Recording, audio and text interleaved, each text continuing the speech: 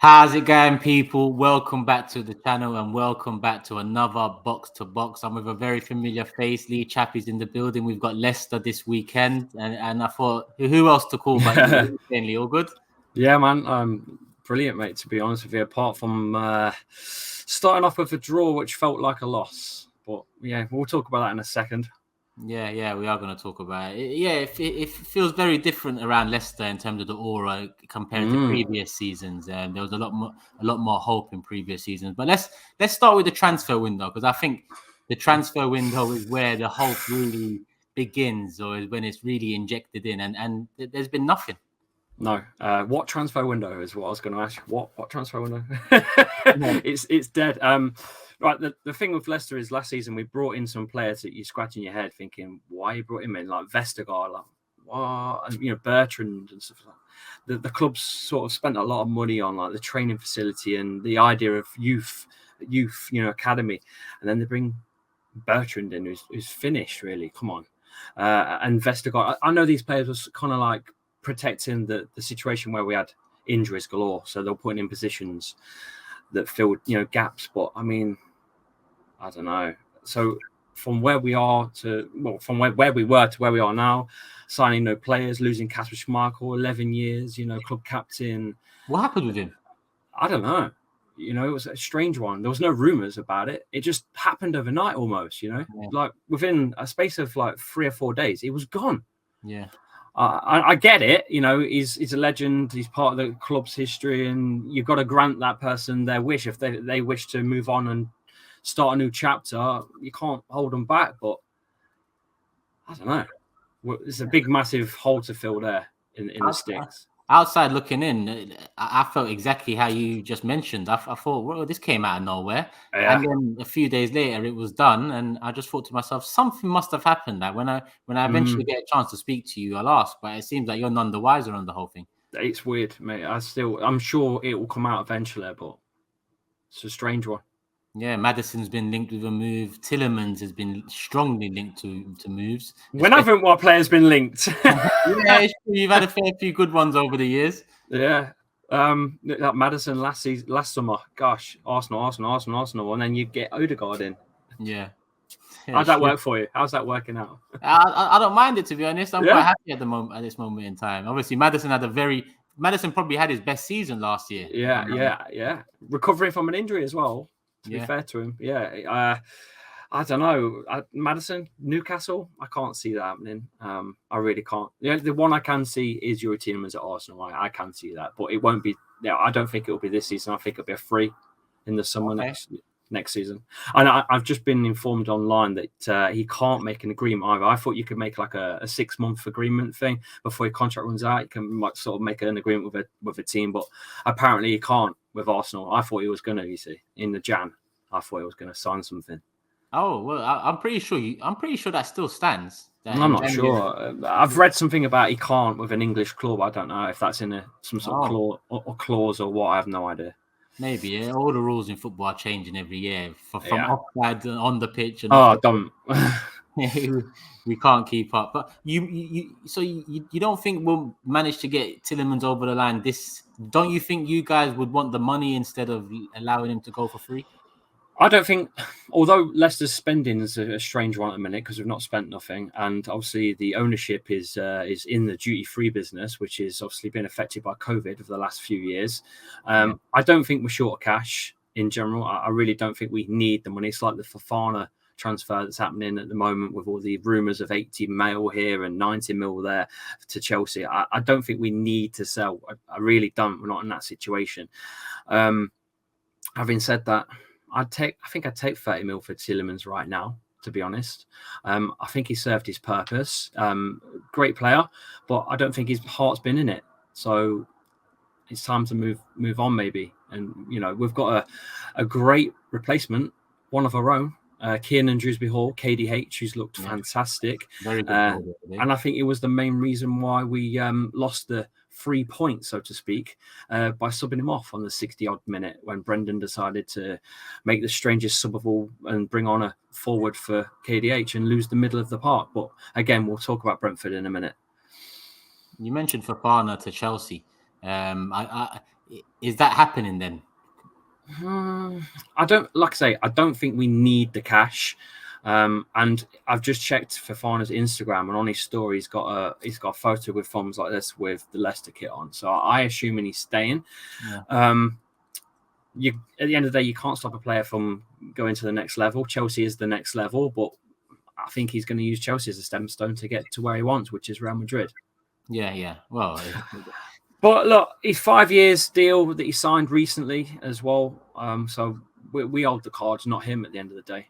Yeah. If you was resigned to losing one before we do move on, this summer, who would you rather keep out of the two if you could pick for this season? All day long, keep Fofana all day long, purely because our defensive situation, really. Daniel Amate can't be trusted. He was really at fault for both goals for Brentford, in my opinion. He's quite clumsy anyway, most of the season. And then you've got the likes of Johnny Evans, who's no spring chicken, let's be honest. He's getting old. He's constantly got some sort of foot problem. So, he does get injured quite easily. And then you've got Söyüncü, who I think we discussed last time we did this show. He's still, to me, hasn't turned up since he got sent off in the Euros. I don't know why.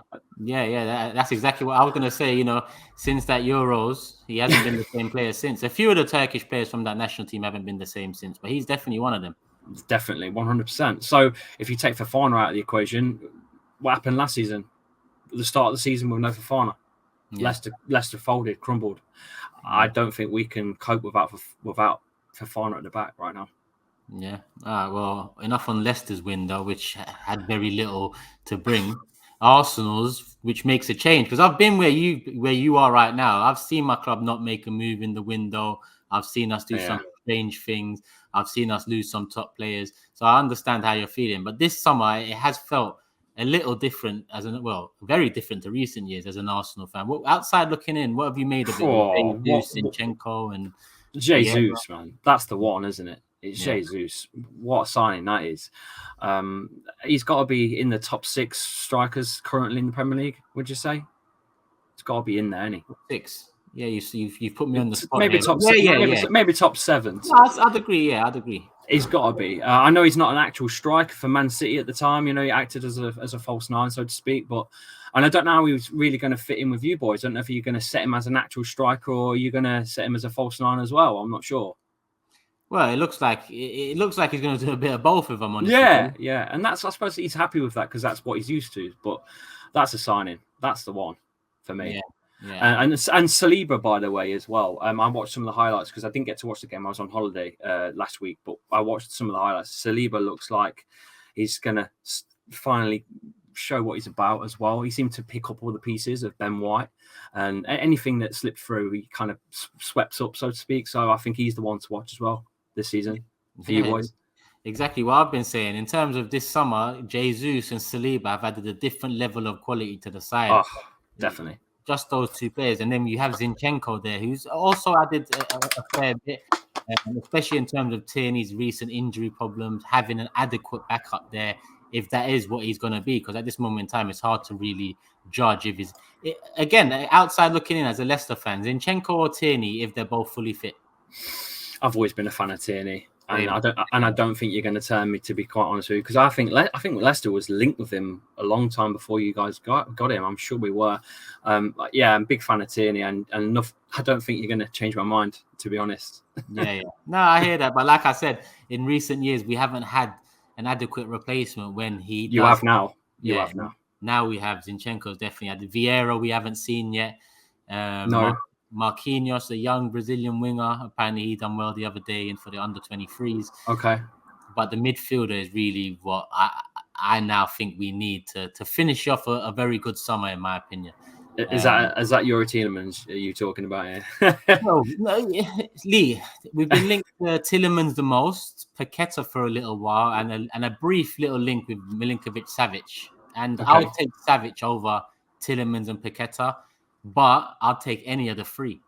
I'll be honest with you. A lot of people know my thoughts on Xhaka, so I won't keep... I was about to ask you about Xhaka. Yeah.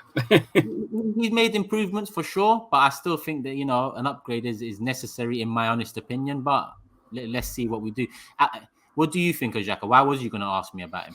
No. I was because I've spoke to a few Arsenal fans. I do, a lot of Arsenal shows when Arsenal and Leicester come around. So I was just trying to get a bit of a feel of who's Xhaka in and who's Xhaka sort of out, sort of thing. That's all. Just a general. Yeah. Listen, it is what it is. I can't keep banging on about the same thing year on year. But when I look at the starting 11, I'm pretty happy all around. I just think a more mobile number 8 that can take more shots from outside the box, and when he handy inside the box too. I think that will kick us onto a next level as well. And Tielemans is he's that? more of a he is. Tielemans is more of a box to box sort of thing. He's not. I don't think he's great at defensive, so he does need someone good behind him, like a Wilfred Ndidi type player, which is why he probably does so well at Leicester in the middle. Maybe he would work really well with Partey, to be fair. Yeah. Well, like it sounds a lot better to me if we did get a Tielemans in or Paqueta. There's a few I'd take. Let's leave it at that. We've both had one game. This game week 2 now. That one game you saw Arsenal beat Palace away. Martinelli as well again, wasn't it?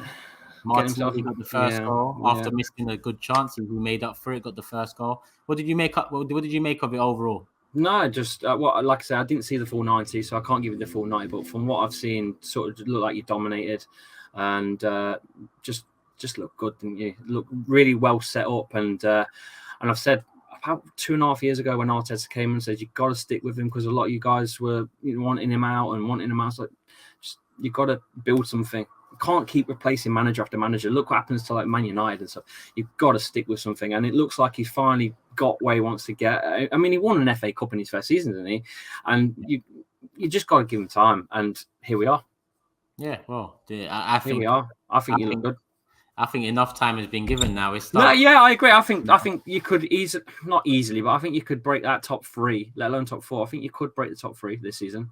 Yeah. I think you'll get 3rd this season, personally. Okay. Well, to be honest, that is a debate that I hear a lot of people having. I'm looking at Chelsea doing more business, and I'm thinking if that clicks, because they are bringing in top quality, it's about if it clicks. And Tuchel's had a couple of years there now. It needs to click for him as well. So it'll be interesting to see how it goes. You lot 2-0 up against Brentford and then essentially threw it away. You mentioned the ball coming off. Yeah, give us some thoughts on that. Right, Brendan Rodgers makes some substitutions sometimes, and I think to myself, why have you done that? And it's not just me, If you're in the stadium, there's 30,000 of us, and we're all looking at you and going, what is he doing? And when he gets it wrong, he don't admit it either. That's the problem. So he's took KDH off, which was the heart and soul of the game. Period. The reason why we dominated the middle, especially in the first half, was because of KDH's work rate. End of this discussion. He's took him off and brought on a replacement striker. But Jamie Vardy was getting no service to begin with for the whole game. And you brought on Daka, who's meant to be this next Jamie Vardy type player. So you brought 2 of the same version with no service, and you've took out the middle. So you've instantly lost the middle, and then now they've made about 4 or 5 subs, because that's what you can now. Yeah. We don't. Brendan makes 1, and then we give the game away to 2-2. We could have lost it, let's be honest. Ivan Toney could have had an hat-trick, but he didn't. And then it's the press conference at the end that really ticked me off. He said his excuse was, we looked a little bit gassed. We looked a little bit tired. Mate, it was the first game of the season. Is that the best excuse you've got, that we look gassed? Why didn't you use your 5 subs? Nah, at times it gets on your tits. Brendan Rodgers' subs sometimes, his tactical decisions sometimes, just, you're like, mate, just own up to it. Say you got it wrong, and that's it. And we'd respect him for it, but I don't know. But yeah, I was frustrated. I felt like a loss. Big season for Rodgers as well? It's a big season for Rodgers, I think. I think there's a little bit of pressure on to try and get some sort of European football back. But maybe if he wins something like a League Cup or an FA Cup, I don't know if that would be on the cards again. But a League Cup, I think it'll keep his job intact, so to speak. But I think there's pressure on him this season. Yeah. So I don't think it's been helped. I don't think it's been helped along the way with obviously transfers, but I think Leicester have been trying to shave off some of the wages and whatnot, and some of the deadwood players that we've probably hanging on to, and we've got no European football at the end of the day. So we don't need a massive squad this season compared to previous. So I don't know. It's a balance. It's a fine balance. That's the aim then. European football back at the King Power next season. And that'll be that bare minimum for Rodgers. Looking at the game, Lee, how you feeling going into Emirates away? Looking at the last season, we done the double overview. Yeah. 2-0 both times. I remember boys, you did the double honours when we won the Prem. That doesn't mean nothing. I know. I knew that was coming. I was going to mention it before you got in there, so it's what it is. I'm not confident. I'm not going to lie and sit here and be, I'm all confident. The only man I'm confident is Jamie Vardy to score against you boys, because he loves it. I'm not feeling it, to be honest with you. Score predictions, if you really want me to go straight into it, I can do. But I'm not confident, Turkish. No. I really am. I'm not, no. Is that a feeling based off of the window and that first game of the season? Well, I think it's 1 in 26 clean sheets away. Okay, bad, yeah. Says it all. There's no Kasper Schmeichel in goal. You've got a goalkeeper that hasn't really had many starts for Leicester, let alone in his career. I don't think. If you look at Danny Ward's starts, I think his last start was something like when he was at Huddersfield or something ridiculous. So, and he signed for the club about 4 years ago. So, I don't know. There's no confidence there at set pieces either. Bottom of the league in terms of goals going in at set pieces last season. I've got no confidence in Leicester winning. If we get a draw, I'll be more than happy. Yeah, you'll be happy with the point. Go on, let's get into predictions then. What do you think? 3-1. 3-1, bang on. That's what I've predicted on the Forever Arsenal podcast that I do. Vardy to get a goal because it's standard. 3-1. He played against us last year, though? No, he did. Yeah. Didn't he come on as a sub? And that bloke that we got from Turkish player Cengiz Under. Didn't he cross the ball in, and I think Vardy slotted it away, didn't he? Don't even know what happened to him. Or was that the season before? That was the season before. Yeah, that was the season before. Last year was both 2-0, home and away. Yeah, okay. That was the season before. I don't remember if Vardy played both games. I can't actually remember, but it is what it is. Another loanee that came in and went out and didn't work. Who's that? Cengiz Under and Lookman. And what happened to Lookman as well? You could have signed him. He did really well for us last season. I don't know. Leicester's transfer window's dead. Messy to say the least. Well, like I said, I've gone 3-1 as well. I'm confident about it. I think we're at home. We started well against Palace away. Which was, in my opinion, the toughest test for us in our first 3, 4, 5 games of the season until we got to Old Trafford. I think 3-1. I think is a fair. Listen, I'd love nothing more than Saliba to get another clean sheet. I'll take another 2-0 because over the years, defensively, there's been a lot of questions asked about Arsenal, and I think we have to get over that hump and start showing teams that we have changed. We are a lot more efficient. We are a lot more serious, and we did that against Palace. It wasn't the best all-round performance, but I was comfortable. Even at 1-0, I just didn't feel that Palace were going to get into the game, and they didn't. So, yeah, it is what it is. 3 points, 1 point to you guys against Brentford at home. This one, not looking good for you guys, in your opinion.